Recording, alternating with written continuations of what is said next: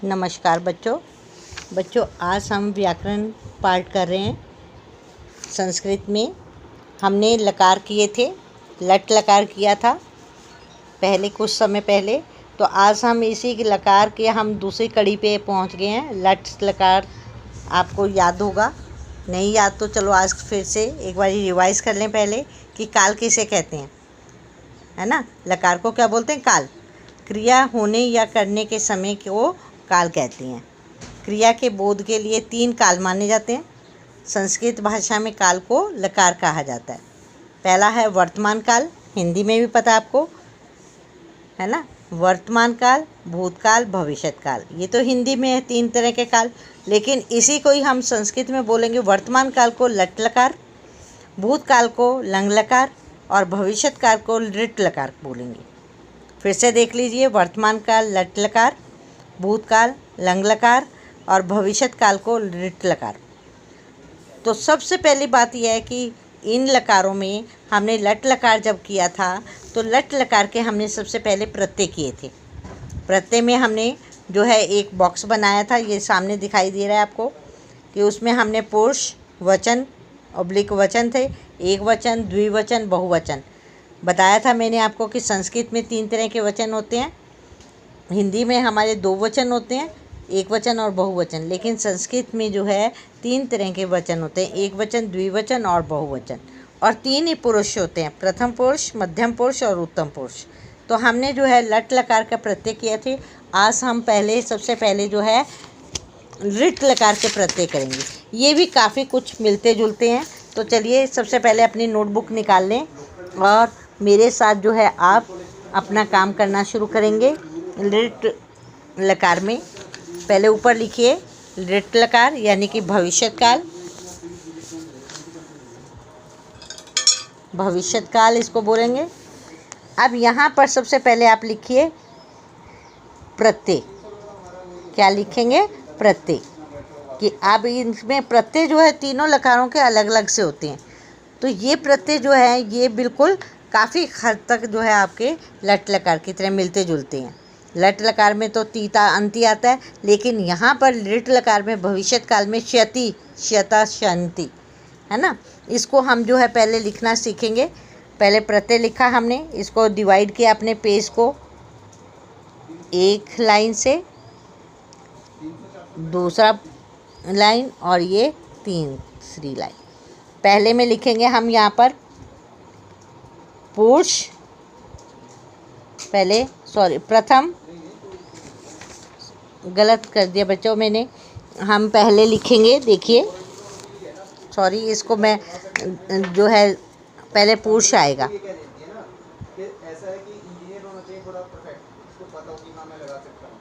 है ना।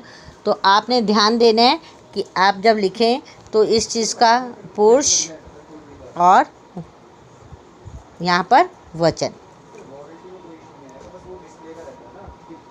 पुरुष, ठीक है, पुरुष ऑब्लिक वचन।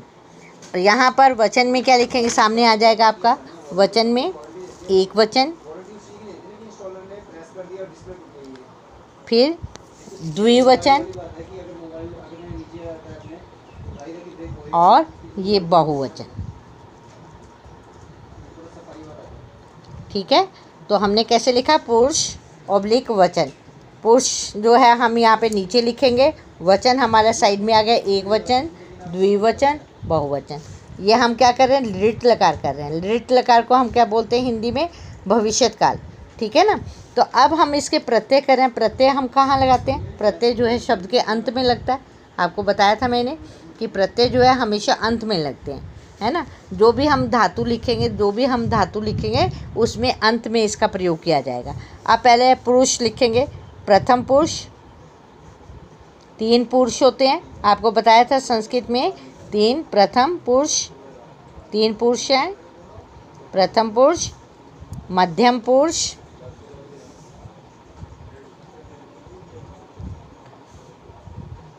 पुरुष, और तीसरा है उत्तम पुरुष। उत्तम पुरुष।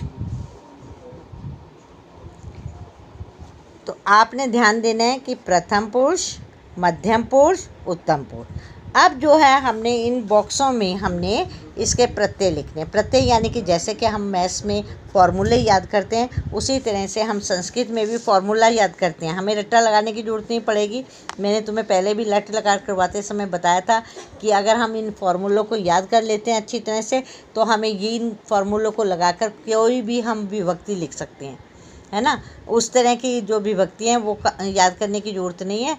आप जो है फॉर्मूले के साथ उसके साथ धातु को लगाते चले जाएंगे और आपका धातु जो है आपको याद हो जाएगी। धातु विभक्ति कह रही थी मैं, ये धातु है तो धातु याद हो जाएगी। और धातु के लिए सबसे बड़ी बात यह है, धातु संस्कृत में हम यहाँ पर धातु भी लिखते हैं। धातु को लिखने के लिए ये राइट का प्रयोग किया जाता है संस्कृत में।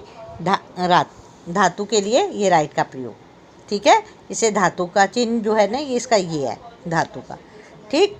अब यहाँ पर प्रत्यय जब हम लिख रहे हैं तो ये क्या आएगा, प्रत्यय श्यति। पेट कटा श, श्यति। मैंने बताया था कि आपको संस्कृत में कि यहाँ पर छोटी ई की मात्रा तक को छोटी ई की मात्रा का प्रयोग किया जाता है। हर जगह पर क्रिया शब्दों में छोटी ई की मात्रा का प्रयोग हुआ। श्यति, श्यतः, श्यन्ति, श्यन्ति। फिर से देखिए, उच्चारण देख लीजिए। श्यन्ति, श्यति, श्यतः, श्यन्ति। फिर से बोलिए, उच्चारण करके देखिए। श्यति, श्यतः, श्यन्ति। अब विसर्गे कहाँ लगे? श्यतः। हमारी देखो लट लकार में भी श्यतः, वहाँ पे ती तह में लगी थी ना, यहाँ पर भी तह है, लेकिन इससे आगे पेट कटा श और य, श्यतः, है ना। अब प्रथम पुरुष में तो ये आ गया श्यति, श्यतः, श्यन्ति। लेकिन मध्यम पुरुष में शेषी, पेट कटा श आधा, य और शी, शेषी। फिर द्विवचन में क्या आ जाएगा? श्यथ, श्यथ। विसर्गे लगेंगी। श्यथ,